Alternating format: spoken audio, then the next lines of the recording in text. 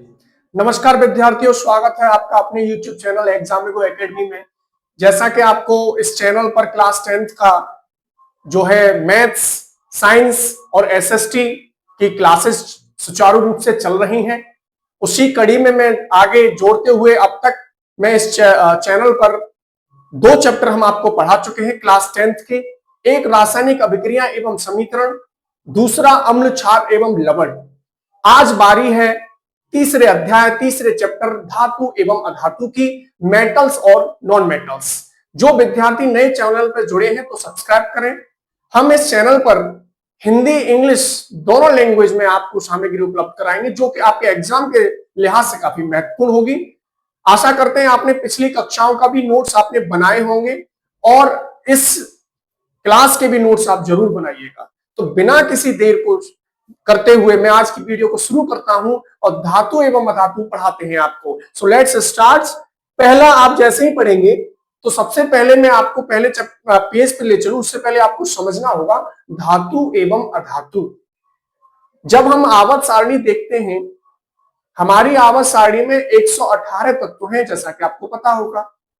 उस 118 तत्वों में उन तत्वों को 3 मुख्यतः भागों में डिवाइड किया गया है उनके भौतिक गुणों के आधार पर, जो है धातु, अधातु और उपधातु, metals, non metals and metalloids.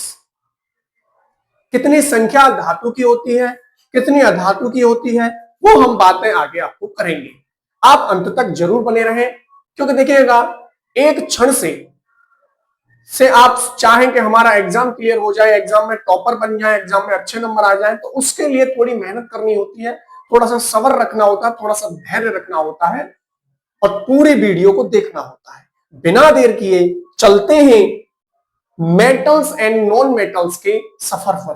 तो सबसे पहले हम आपको बताएं, तत्व जो होते हैं, एलिमेंट्स जो होते हैं, आपने कक्षा 9 पढ़ी होगी।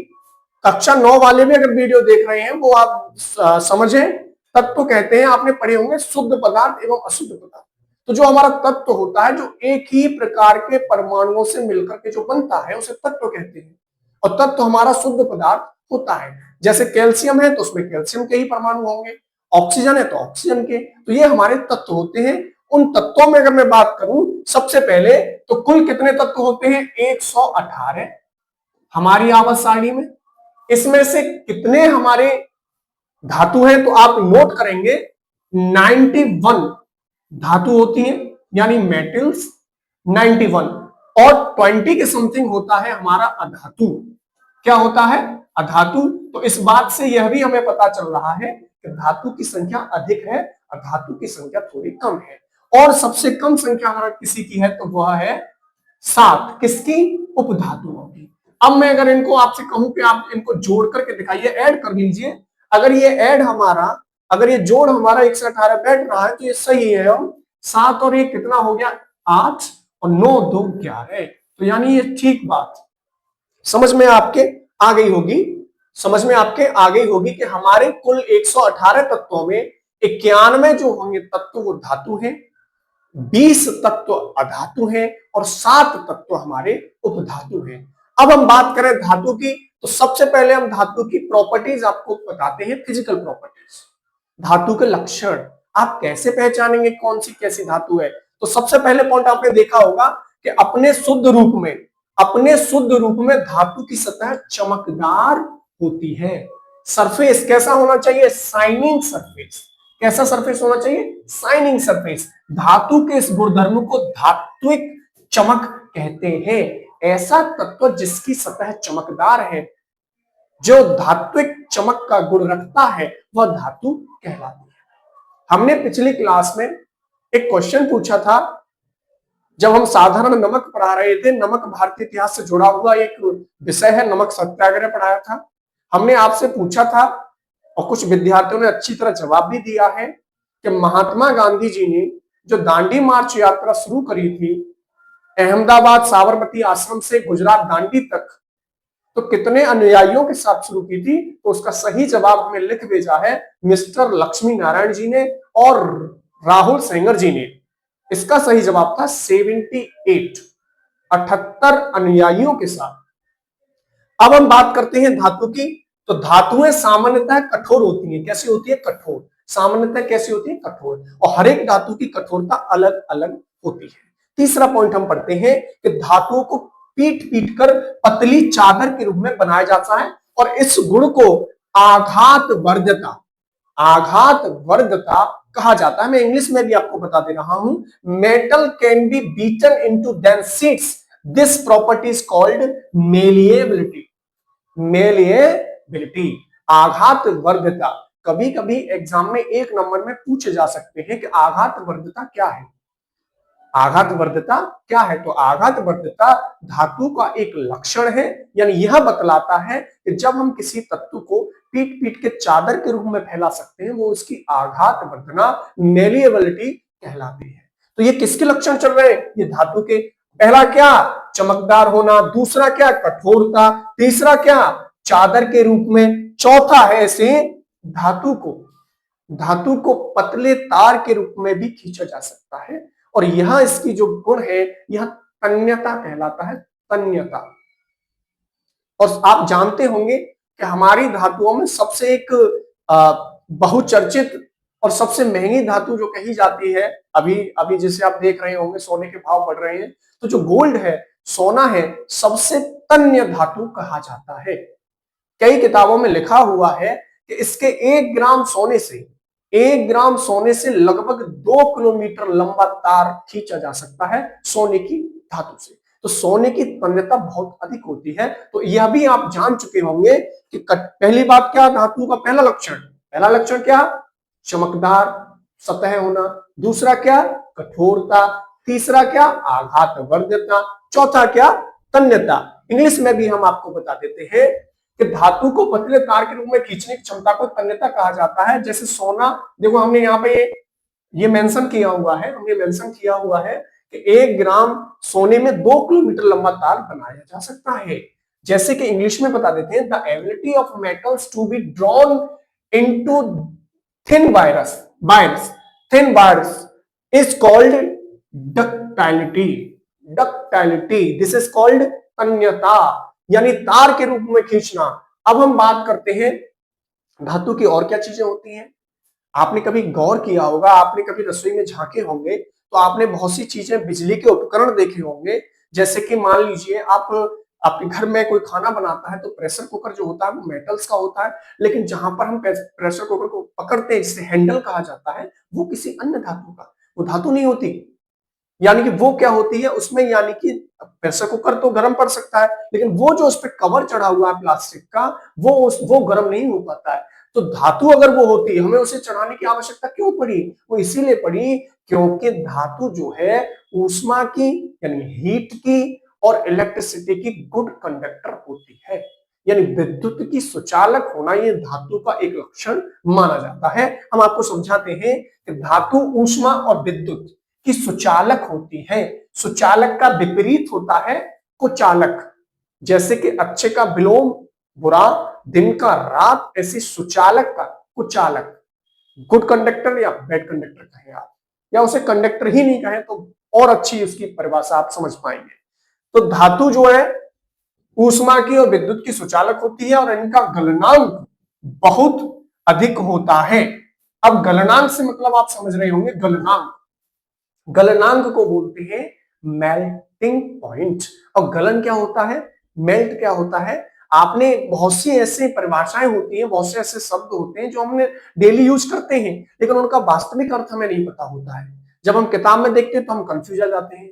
जबकि आपने कभी देखा होगा, कभी अगर आप शादी विवाह पार्टी में गए होंगे तो वहां जब आइसक्रीम बांटी जाती है, आइसक्रीम दी जाती है, तो बोलते हैं जल्दी खा लो वरना मेल्ट हो जाएगी। मेल्ट मतलब पिघल जाएगी। यानी जैसे जो सॉलिड बनी हुई है, अब वो थोड़े समय में वो ताप मिल जाएगा तो वो तरल रूप में आ जाएगी, लिक्विडली बन सकती है।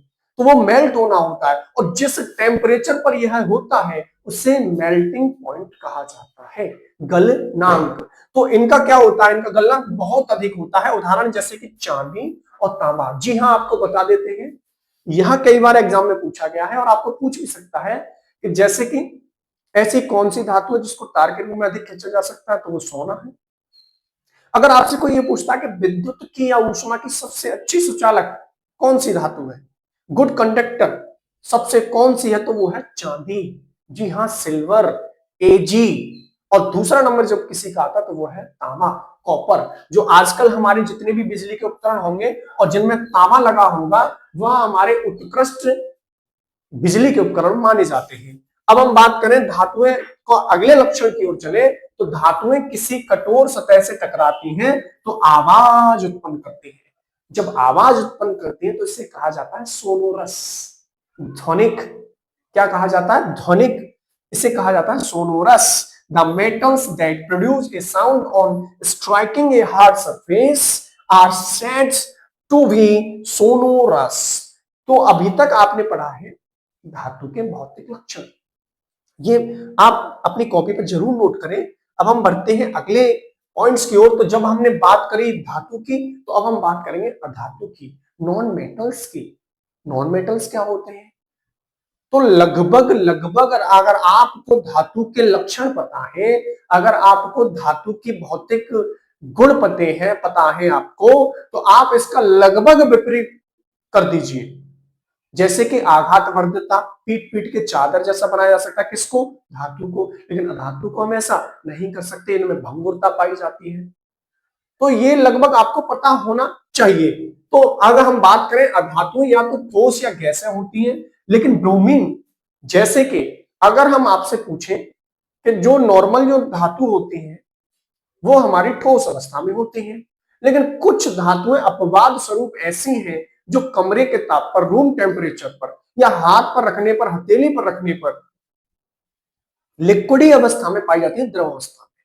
पहला आप सबको पता होगा पारा, यानी कि मरकरी, Hg। दूसरा आपने कहीं पढ़ा होगा एक और नाम आता है जो हाथ पर रखने पर, हथेली पर रखने पर लिक्विड अवस्था में आ जाता है, वो है सीजियम। अब हम यहां से विद्यार्थियों आप जरूर जवाब दीजिएगा, एक क्वेश्चन कर रहे हैं कि हथेली पर रखने पर ऐसी कौन सी धातु है जो तुरंत जैसे लिक्विड में आ जाती है, जैसे मरकरी। तो एक तो हमने बता दिया मरकरी, पारा, एक बता दिया हमने सीजियम, तीसरे एक और है, उसका नाम आप हमें कमेंट बॉक्स में जरूर देंगे। अगली क्लास में हम बताएंगे किसने सही जवाब दिया है। तो हम बात करें अधातुओं की, तो अधातुएं या तो ठोस होती है या गैस के रूप में होती है, लेकिन कुछ अधातुएं ऐसी भी हैं जो द्रव रूप में होती हैं, लिक्विड फॉर्म में, और उसका आंसर होता है ब्रोमीन, ब्रोमाइन। जब आप बुक्स पढ़ते हैं तो ऑब्जेक्ट टाइप में बहुविकल्पीय में यह क्वेश्चन पूछा जाता है, ऐसी कौन सी अधातु है जो द्रव अवस्था में होती है, तो वो ब्रोमीन है जी। नेक्स्ट पॉइंट के हम और बढ़ते हैं। अधातु चमकीले नहीं होते हैं। जहां बात हमने करी थी साइनिंग सरफेस की धातु की, वहीं पे हम बात कर रहे हैं इनकी साइनिंग सरफेस की नॉट, यानी ये चमकीले नहीं होते। बट कुछ अपवाद स्वरूप ऐसी अधातु है जो चमकीली होती है, जिसमें एक नाम है आयोडीन। लिख रहा होगा, लेकिन आयोडीन चमकीला होता है, जबकि आयोडीन हमारा अधातु है। तो आपने देखे होगा the non metals are not shiny surface but iodine is a non metal but it is luscious बोल देते हैं इसको, यानी ये लगभग चमकीला होता है, इसका सतह चमकीला जैसा होता है। अब हमने जैसे कि हमारा जो सामग्री प्रदान करने का, हमारे जो अध्यापन का तरीका होता है वो सिस्टमेटिक होता है। पहले हमने तत्व को जाना, कितने तत्व हमारी आवर्त सारणी में उसको जाना, उसमें कितनी धातु हैं, अधातु उपधातु उसको जाना, फिर हमने धातु के भौतिक गुणों को जाना, फिर हमने अधातुओं के भौतिक गुणों को जाना। अब हम बात करते हैं रासायनिक गुणों की, यानी chemical properties of metal. Metal रासायनिक अभिक्रिया कैसे करती हैं, तो ध्यान से सुनिए। लगभग सभी धातुएं, आपसे कोई पूछता है कि लगभग धातु क्या करते हैं, तो लगभग सभी धातुएं ऑक्सीजन से मिलकर के धातु के ऑक्साइड बनाती हैं। क्या बनाती हैं? ऑक्साइड। इसकी जो चर्चा है डिटेल में हम इस पहले चैप्टर में कर चुके हैं, जब हमने केमिकल रिएक्शंस चैप्टर पढ़ाया था। जब हमने केमिकल रिएक्शन चैप्टर पढ़ाया था तब वहां हम चर्चा कर चुके हैं इसकी। एमजीओ बनाया, एमजी क्रिया करके एमजीओ, तो मैग्नीशियम ऑक्साइड, एल्युमिनियम ऑक्साइड। तो ये हम बता चुके हैं कि जब धातु ऑक्सीजन से क्रिया करती है, यानी कि ऑलमोस्ट ऑल मेटल्स, यानी लगभग सभी धातुएं combine with oxygen, combine with oxygen from metal oxide जैसे कि Cu ऑक्सीजन से क्रिया करके कॉपर ऑक्साइड बनाएगा। अब ये सही है बट ये संतुलित नहीं है। अब संतुलित करने के लिए हमें क्या करना पड़ेगा कि ऑक्सीजन कितने हैं हमारे, 2, तो हमें यहाँ 2 लगाना पड़ेगा, तो कॉपर भी कितने हो गए, 2, तो अब हम यहाँ लिख देंगे तो ये संतुलित होगा। तो आपका विषय आप समझ रहे होंगे, यानी कि धातु ऑक्सीजन से क्रिया करके धातु ऑक्साइड बनाते हैं। दूसरे, अधिकांश धातु ऑक्साइड जल में अघुलनशील होते हैं। ये अनघुलनशील लिखा हुआ है, अघुलनशील होते हैं। इनमें से कुछ जल में घुलकर क्षार प्रदान करते हैं।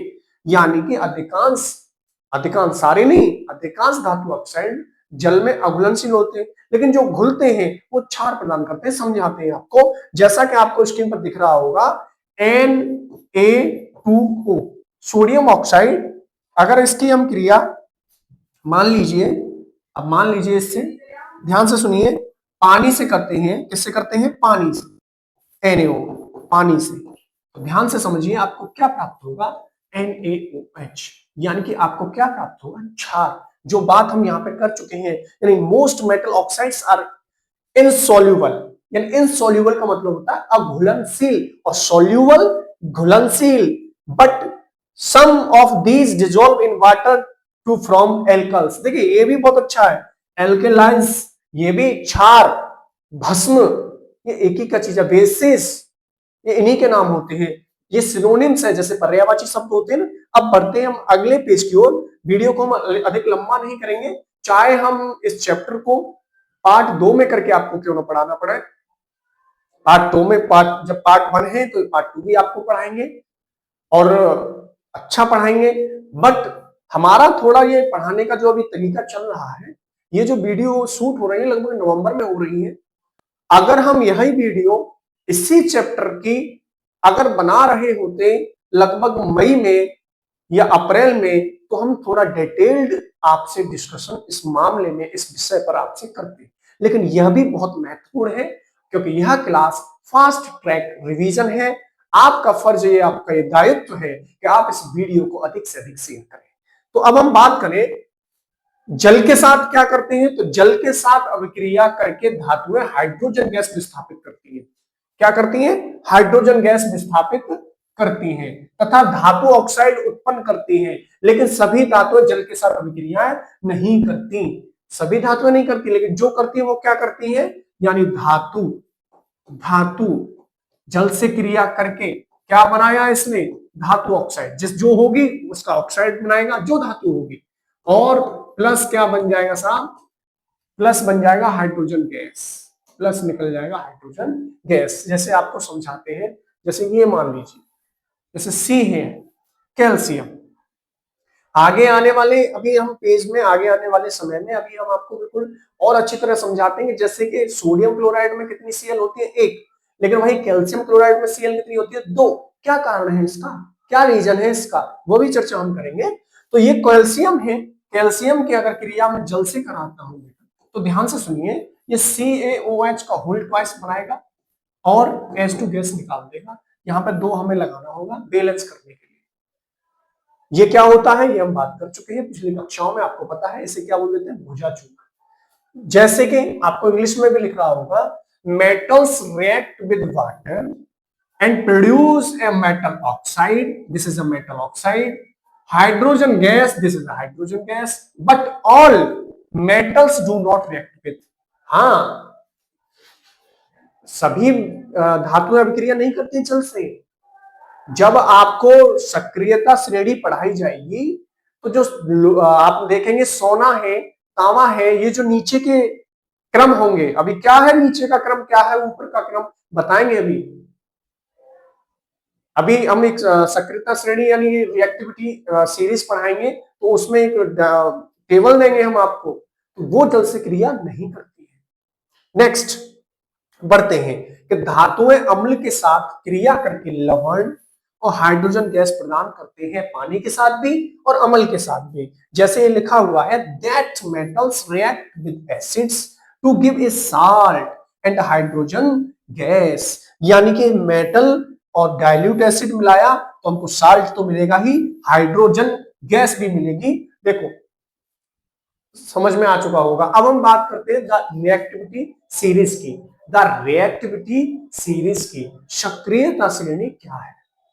जैसे कि हमने पहले आपको बताया था, ये उसी दिन चले जाएंगे। अब हम आपको थोड़ा पीछे ले चलते हैं। जब हमने क्लास जो पहली पढ़ाई थी, इसका चैप्टर 1 पढ़ाया था, तो हमने बताया था कि जिंक की क्रिया अगर मैं कॉपर सल्फेट से करता हूं, जिंक की क्रिया अगर मैं कॉपर सल्फेट से करता हूं, तो जो सल्फेट है ये Zn से लग जाएगा, यानी कि ये कॉपर को हटा देगा, विस्थापित कर देगा। क्या कर देगा? विस्थापित कर देगा। लेकिन वहीं पर अगर मैं कॉपर की क्रिया जिंक सल्फेट से कराता हूं तो क्या होगा? तो नो रिएक्शंस, ये इसको नहीं हटा पाएगा। क्यों नहीं हटा पाएगा? क्योंकि यह सक्रियता श्रेणी के आधार पर ही होता है। सक्रियता श्रेणी कई कई किताबों में, जब आप 2 वर्ष बाद क्लास 12th में पहुंचेंगे तो विद्युत रासायनिक चैप्टर है, उसमें पढ़ाया जाता है विद्युत रासायनिक श्रेणी, इलेक्ट्रोकेमिकल सीरीज, ECS। तो इसको हम, अगर मैं एक अन्य नाम इस सक्रियता श्रेणी को ECS भी देता हूं तो भी आप कंफ्यूज न हो। ECS electrochemical series, electrochemical series विद्युत रासायनिक श्रेणी क्या होती है समझिए। वह श्रेणी, कौन सी श्रेणी?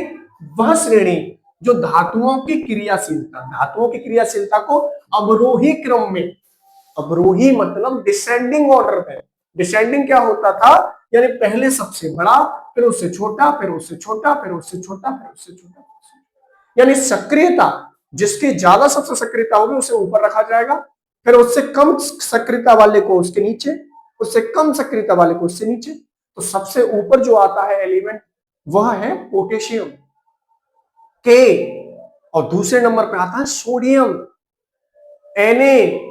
और सोडियम आपको पता है और पोटेशियम भी पता होगा कि सोडियम को जब जल के साथ या वायु के संपर्क में आता है तो ये क्या आग पकड़ सकता है।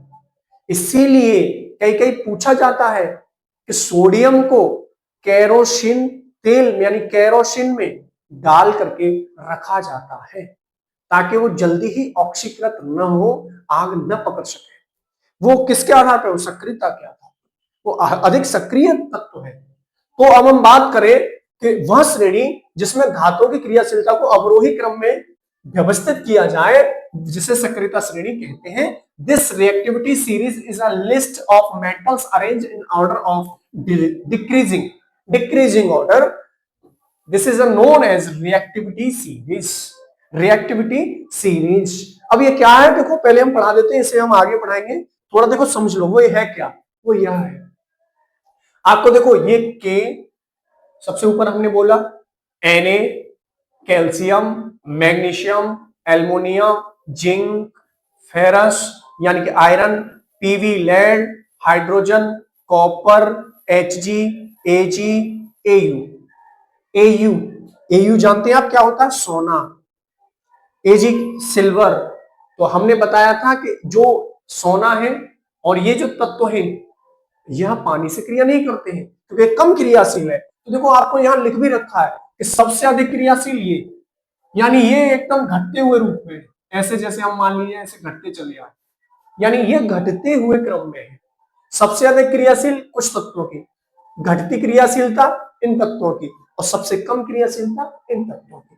अब इसी के आधार पर आपको पता होना चाहिए कि मान लीजिए अभी हमने क्या एग्जांपल आपको दिया कि जिंक, जिंक क्या पढ़ाया था मैंने अभी आपको कि जिंक कॉपर सल्फेट में से कॉपर को हटा देता है, लेकिन कॉपर जिंक सल्फेट में से जिंक को नहीं हटा पाता। तो देखिएगा आप कॉपर कहां स्टैंड कर रहा है, देखिए ध्यान से समझिए सभी, कॉपर कहां है, मैं इसे हटा दे रहा हूं, यहां पे कॉपर कहां है, कॉपर ये रहा।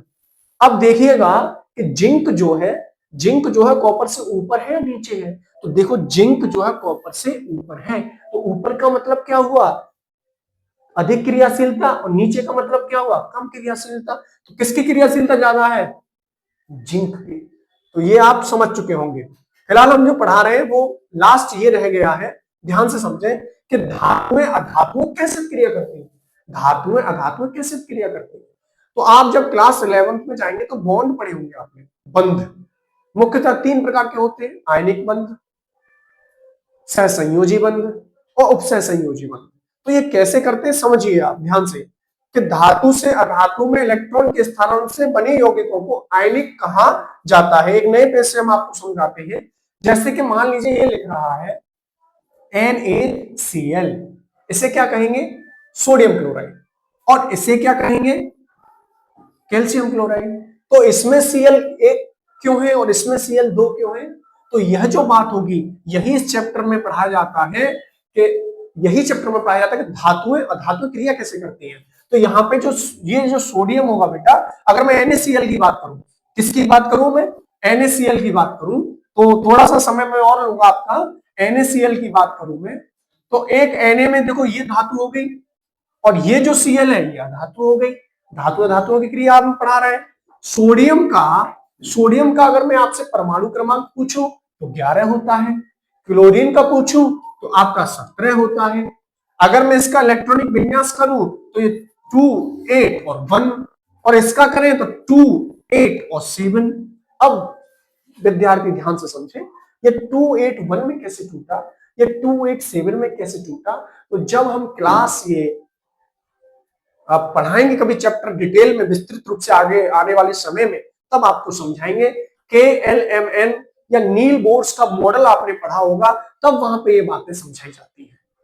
तो अब फिलहाल आप ये समझे कि जो बाह्य कक्षा में है उसको, बाह्य कक्षा में जो इलेक्ट्रॉन मौजूद होते हैं उनके डॉट के रूप में दर्शाते हैं। जैसे Na के कितने हैं, 1, और Cl के कितने हैं बाहरी कक्षा में, 7। कितने हैं, 7। तो 1, 2, 3, 4, 5, 6, 7।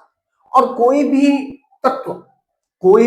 तत्व अपनी बाहरी कक्षा में 8 इलेक्ट्रॉन पाना चाहता है, तभी वह संतुष्ट हो सकता है। तो अब ये सोडियम क्या करेगा, सोडियम करेगा कि मेरे पास अगर 1 इलेक्ट्रॉन चला जाए तो मेरी बाहरी कक्षा में 8 हो जाएंगे, और क्लोरीन कहेगा कि अगर मेरी कक्षा में कोई 1 इलेक्ट्रॉन आ जाए तो मैं 8 हो जाऊंगा।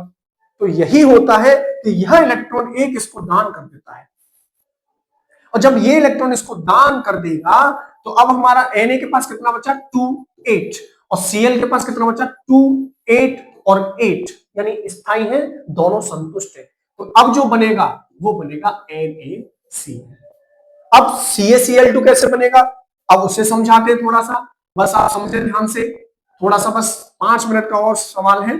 CaCl2 समझे, जैसे CaCl2, अभी इसमें कितने Ca चाहिए, कितने Cl चाहिए समझिए। Ca का एटॉमिक नंबर होता है लगभग 20 और Cl का होता है 17। अगर मैं इसको इलेक्ट्रॉनिक विन्यास, इलेक्ट्रॉनिक कॉन्फिगरेशंस बोलते हैं इंग्लिश में, 2, 8, 8 और 2, ये इसका विभाजन हो गया। इसका मैं तोड़ना चाहूं तो 2, 8, 7 अभी तोड़ा था। इसकी बाहरी कक्षा में कितने हैं, 2, कितने हैं, 2, और Cl के कितने हैं, अभी बात हुई थी थोड़ी देर पहले ही, आप भूल तो नहीं गए होंगे, 7। अब इसे कितने चाहिए, अब ये कहेगा कि मुझे 1 चाहिए, तो ये 1 देने के लिए तैयार है।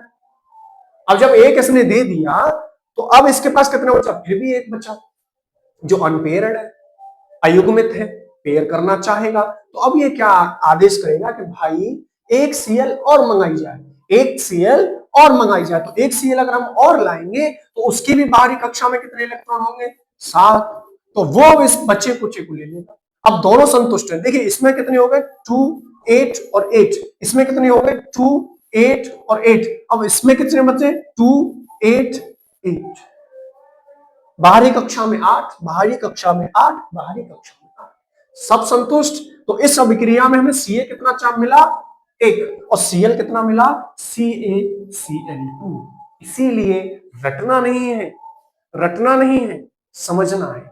और हम इस चैनल की खासियत यही रहेगी कि हम आपको जिस हद तक अगर हमें गुजरना होगा, जिस हद तक हमें मेहनत करने पर उतरना होगा, हम उतरेंगे और आपको सिखाकर ही मानेंगे, रटाएंगे नहीं, सिखाएंगे। मैथ की फैकल्टी भी आप देख रहे होंगे, वो थोड़ा वो एक शिक्षक है, यूट्यूबर नहीं है, लेकिन वो एक शिक्षक के नाते जो पढ़ा रहे हैं, आप उनको थोड़ा समझें। क्योंकि आजकल यूट्यूबर क्या करते हैं, शोर शराबा ज्यादा, पढ़ाई कम, और आजकल बच्चों को यही पसंद है। थोड़ी सी बातें बेफजूल की होनी चाहिए, थोड़ी सी बातें नमक मसाले की होनी चाहिए। कंटेंट भले कम हो, लेकिन हम यहां पर पूरी कोशिश करते हैं कि कंटेंट पहले, फिर चाहे थोड़ी मस्ती हो जाए, वो एक अलग शब्द है, लेकिन पहले कंटेंट। यह पार्ट 1 होगा और हमारा पार्ट 2 आएगा धातु एवं अधातु को लेकर के। नोट्स प्रॉपर आप बनाइए और जब आपका पेपर हो तो जब पेपर आपके हाथ में आ जाए, जब आप घर आओ तो इनको मैच करके आप देख लेना कहां से आया, कितना आया। तो मिलते हैं एक नए उत्साह से, एक नए वीडियो के साथ। तब तक आप अपना ध्यान रखें, पढ़ाई करते रहें, अपने माता पिता का जरूर ध्यान रखें। तो आप सभी को जय हिंद।